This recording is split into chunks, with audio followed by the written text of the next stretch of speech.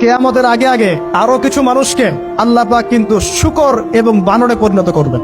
এই হাদিসটা কি জানেন? হাদিসটা শুনে রাখেন, এটা আখিরুজ জামান বা কিয়ামতের আলামত সংক্রান্ত হাদিসগুলোর মধ্যে পাবেন।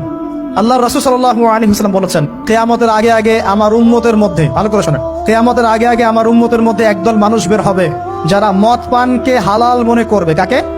মদ পান করাকে হালাল মনে করবে। যারা বাদ্যযন্ত্র, গায়িকা, নায়িকা এগুলো নিয়ে নর্তকী নাচাবে রাতের বেলা, এগুলোকে হালাল মনে করবে। যারা অশ্লীলতা, বেহায়াপনাকে জায়েজ করে নিবে, ঠিক আছে, এরকম কয়েকটা পাপের কথা বলে নবীজি বলছেন একদিন সকালবেলা আল্লাহ পাক তাদেরকে ঘৃণিত বানরে পরিণত করবে। এটা হবে সামনে, কখন কিভাবে হবে আল্লাহ ভালো জানেন। এবার আমি কনসেপ্টে চলে আসি। এই যে পৃথিবীতে নেমে আসলাম, তাহলে আমরা কোত্থেকে আসছি ভাই? আমরা কি পৃথিবীর অধিবাসী ছিলাম? আমরা জান্নাতে ছিলাম, ওখান থেকে আল্লাহ পাক পাঠিয়েছে। এবার পৃথিবীতে এসে আদম আলাইহিস সালামের যুগে খুব একটা দুর্ঘটনা ঘটে নাই, একটা ঘটেছে। কয়টা? একটা। ভাই হাবিলের কোরবানি কবুল হয়, কাবিলের অন্তর্দাহ হয়, জ্বালা হয়। কেন হাবিলেরটা কবুল হবে, কাবিলের কেন হচ্ছে না?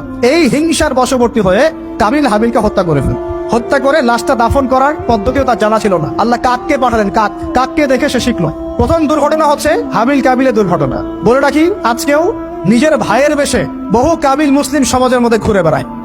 নিজের ভাইয়ের লেবাসে, পোশাকে, সুরতেই বহু কাবিল এখনো কিন্তু মুসলিম সমাজে ঘুরে বেড়ায়। তো আমরা কাবিলদেরকে কাবিলের পরিণতি সম্পর্কে সচেতন করতে চাই। হাবিল বলেছিল, তুমি যদি আমাকে মারতে আসো, আমি তোমাকে মারার জন্য হাত বাড়াবো না। হাবিল জান্নাতে যাবে আর কাবিল জাহান্নামে যাবে। কেন কাবিল জাহান্নামে যাবে? নবীজি বলেছেন, পৃথিবীর প্রথম হত্যাকাণ্ড সংগঠিত করেছে কাবিল। এই কারণে পৃথিবীতে যত খুন হবে, সমস্ত খুনের পাপের একটা অংশ কাবিলের আমল নামায় যোগ করা হবে। বলে নাউজুবিল্লাহ।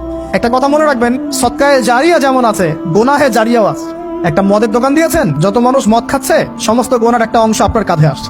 সিনেমা হল করেছেন, মানুষ সারাদিন নেকটা ছবি দেখে, নগ্ন ছবি দেখে, যত মানুষ এখানে পাপ করবে, সমস্ত পাপের একটা অংশ আপনার কাঁধে যাবে। আবার একটা মাদ্রাসা করেছেন, যত মানুষ এখানে দ্বীনি ইলম শিখবে, এই নেকির একটা অংশ আপনি পাবেন ইনশাআল্লাহ। মরে গেলেও কবরে পাবেন ইনশাআল্লাহ। আল্লাহ পাক আমাদের সবাইকে সদকায়ে জারিয়া করার তৌফিক দেয়, গোনাহে জারিয়া থেকে বাঁচিয়ে রাখুন। খুব খেয়াল রাখবেন, আল্লাহ পাক আমাদের হেফাজত করুন বলি আমিন। এবার ওই যুগ শেষ, নূহ আলাইহিস সালামের যুগ। এই যুগে আল্লাহর একই সুন্নত, নূহ আলাইহিস সালাম 950 বছর দাওয়াত দিলেন, 40টা বা 80টা পরিবার ইসলাম কবুল করেছে, বাকিরা করে নাই। যারা করে নাই আল্লাহ পাক তাদেরকে ডুবিয়ে মারলেন, যারা করেছে আল্লাহ পাক উদ্ধার করলেন। সোজা কথা, আজকে সারা পৃথিবীতে যত মানুষ আমরা বেঁচে আছি না, আমরা কোনো না কোনো ভাবে ওই 80 পরিবারের সদস্য। আমরা ভাই ভাই, আমরা ওই ফ্যামিলি, 80 ফ্যামিলির অন্তর্ভুক্ত। কিরকম করে? নূহ আলাইহিস সালামের 4 সন্তান ছিল। কয় সন্তান?